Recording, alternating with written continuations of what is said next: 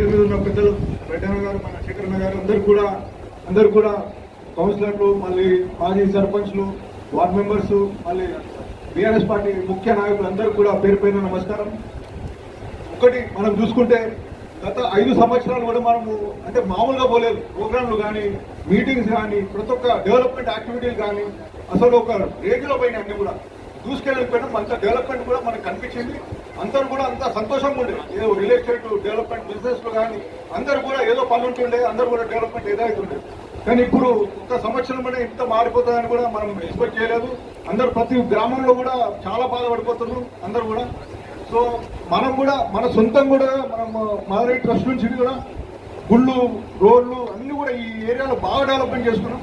కొన్ని పెండింగ్ పనులు ఉన్నాయి, అవి కూడా మనం ఈ సంవత్సరంలోనే కంప్లీట్ చేసుకుంటాం. అన్ని కొన్ని ఏదైతే ఉన్నాయో అని కూడా అందరూ ఉన్నారు. సో అవన్నీ కూడా ఖచ్చితంగా కుల భవనాలు కానీ అవన్నీ కూడా కంప్లీట్ చేసుకున్నాం. సో మన 27వ తారీఖు మీటింగ్ కూడా అందరూ కూడా మనకి ఎన్ని బస్సులు ఇచ్చినా సరిపోవు. మామూలుగా అయితే అందరూ కూడా వస్తారు. మనకి 18 బస్సులు ఉన్నట్టు మొత్తం ఈ 3 అంటే 2 మున్సిపాలిటీకి 11 గ్రామాలకు కలిపి మొత్తం 18 బస్సులు అంటే 6 లెక్కన మనం ఇచ్చేది సార్ చెప్తారు.